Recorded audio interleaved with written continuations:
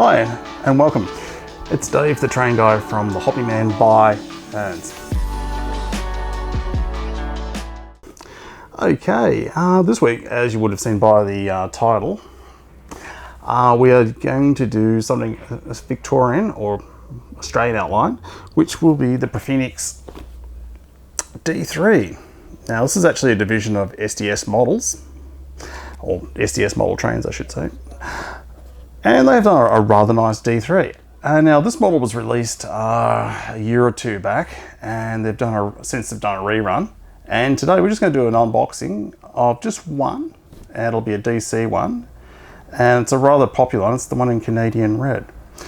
Now, for any of you who do not know much about the Victorian Railway D3, it's a rather sort of iconic.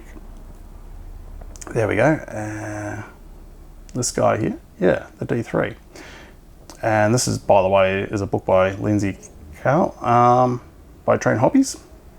And yes, we do sell it as well. Now, this particular engine is the 460. It was a mixed traffic engine, and it was originally derived from the D3 class around about 1902. And it went through a series of upgrades. It became a D1, a D2, and eventually a D3. Now, the D3 was its final form, where it had a superheated boiler. It had a lot of components that were coming across from the K classes. So over a period of time, these engines were slowly built for about 21 years, starting in 1902, and through the 20s into the 50s, they were even into the 1950s, they were all upgraded.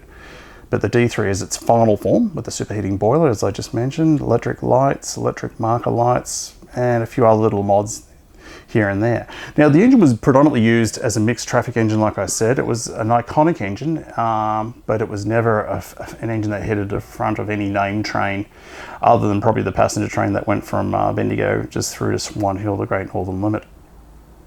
Apart from that, it could be found on branch lines. It could be seen doing mundane shunting work, mixed goods trains, but it could also be seen on the main line. So it was a very sort of multi-purpose engine. You never saw it on the Spirit of Progress, you never saw it on the Overlander, you never saw it on the Albury Express, the Gippslander, or any of the Geelong passenger trains. It was just a very mundane but iconic engine. Anyway, enough of that. On with the unboxing. And they've got a rather attractive, firm cardboard box. And Phoenix, just like the logo used by the Victorian Railways for Operation Phoenix when they were rebuilding the railways in the late 40s, early 1950s. So it's a rather nice touch. A nice illustration of a D3. Away with the foam. Okay. Not a hugely comprehensive instruction list, but we've got a really good parts list. Flipping it over, they cover such basics as coupling the engine to the tender, which we'll come to in a minute. There's a little bit of a technique or a process in getting the loco and the tender coupled up together. There's also a touch on replacing the pony trucks. Now, the pony trucks, they give you an option. So you've got the ones that come with the model, and you get an extra set. So if you're operating your loco on less than 24-inch radius curves, you can use these ones with a slightly smaller diameter wheel. And it happened there, not everyone's got big broad curves. On their layout, I mean. Anyway, that's that.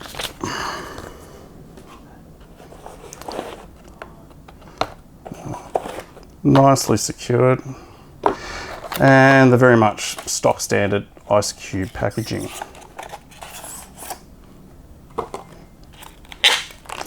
Now, the model I'm unboxing today, and the one we have here at Hearns, and we do have others, but not right here with us today, is 639. Now, this engine is sort of an iconic engine, again, within the preservation movement, as it's a bit of a favourite. And we'll come to that in a minute. Yeah, anyway, as I was saying, yeah, 639 is currently preserved with Steam Rail in Victoria, and prior to that it was under the care of the RHS, which is effectively a division of the Steam Rail. This engine originally started off as the Railway Commissioner's engine, and it was used to haul his tour. He would conduct a yearly tour. He'd tour the whole network, the whole Victorian Railway broad gauge network, even private sidings, basically as a business inspection of the whole network. And 639 was the engine that was always chosen to haul his special train, which usually comprised of about 2 or 3 carriages at most. And from time to time, it would also haul the medical testing carriage, which is a carriage which would go out, all around the state, testing railway employees for their general health, hearing, and eyesight, and so forth. So, hence this engine survived late into its life. The D3s, because they were built so early, at the start of the century, they started to wear out pretty much by the late 1950s and 60s. They were still around, but not in huge numbers like K classes and Js and Rs. So this engine was lucky in the sense that it was well looked after and survived into preservation. There's quite a few D3s preserved around the state, and a lot of them were in parks, but most of them are in pretty poor condition as we speak. There's only still one operational D3 operating Victoria. But anyway, enough of me. The first thing you notice when you do pick up this model is its beautiful Canadian red paint scheme. And this was the scheme it carried in 1973. It was painted up for the Easter Steam Festival, which involved some interstate engines from New South Wales, hence 3801 and 3820 coming down to conduct a weekend of tours in Victoria. So this engine was painted in a rather attractive Canadian red scheme, which was a scheme that the Victorian Railways used in their early days. But obviously, as time moved on through recessions and things and depressions, the engines were just painted black as a rule, apart from the Spirit of Progress. Yeah, well, that was the engine, and that's the tender. Yeah.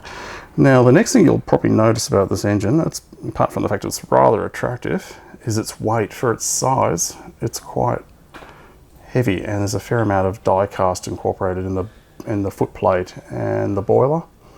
And there's a fair amount of added on detail. If we just bring you up to there, you have the whistle, all this rodding, turbo generator, even an embossed added on builder's plate, and I know the camera won't pick that up. Just little things like you have the canvas wrap around there, and we've got a reversing wheel regulator, so we've got a reasonable amount of driver's seats, so you've got a reasonable amount of cab detail there. So all it does need is some crew. And another feature about this model too is that it's very up to date. So those with the magnifying glass will see it says the Spirit of Ballarat. This engine was actually taken up to Ballarat in 1981 as it had fallen out of use sometime after 1973 and was put into storage, and a division of the RHS in Ballarat formed a committee to actually restore the loco, and over about a 6 to 8 year period they restored it. So by 1986 it was back into traffic, and just to honour the town where it was restored, they called it the Spirit of Ballarat. So this is a current day model, so obviously it's not going to look out of place with you running diesels or modern locos next to it. And there you go, you have the steam rail headboard. There we go. Electric headlight, which operates with a marker light, cow catcher, trail disc, lamps, and on the tender, again, it looks like how a tender should look, which is coincidentally the same as the tender which is going to be used on the up-and-coming K class. So if it's going to be as good as this, it's going to be a really good model. Anyway, we'll just quickly put it on the track for you. Now, one thing I do like about this model is the pin arrangement. It's comparatively easy to couple the loco and tender together. And something else that I didn't mention before is that this model will take a 21 pin decoder. This actual one today is DC only, and the ones we have at the Hobby Man as well are all DC at this stage.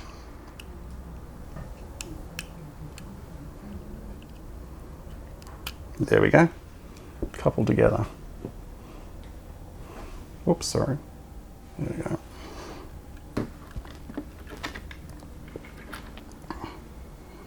And you also notice too, it may not be picked up in the camera, but you actually have a plate that sits over the engine to the tender. And it's a nice tight fit. So you won't see any jumping firemen between the cab and the tender.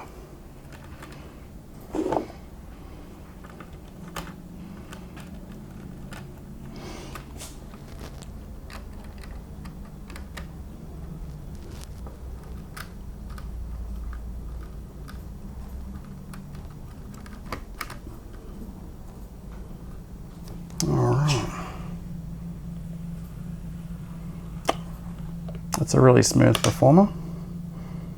There's no groany noises there. It's whisper smooth. So if you were thinking of adding a sound decoder to it with the appropriate sounds, it would work really nicely with this model.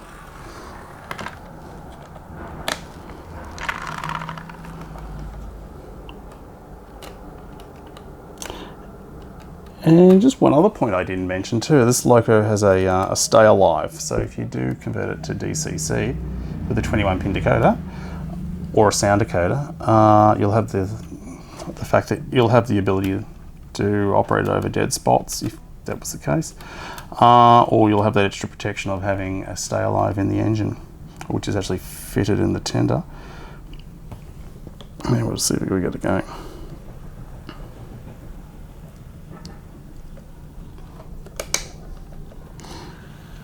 Now on the digital sound version, you'll have operating trail lights and headlights.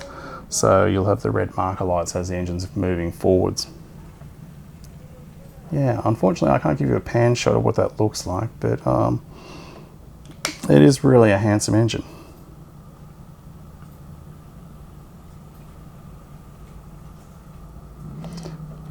Well, there you go. If you are interested in this loco, the D3, we also have the black version available too, although we don't have it with us today. And if you're interested in ordering it or seeing it, we have them in both stores at Hearns in Flinders Street or the Hobby Man at Narre Warren. Or you can visit us online and just go to Phoenix Models, just type in D3, Phoenix Models, or even just D3, and it'll take you straight there. And any order within Australia is postage free. Anyway, happy modelling and bye for now.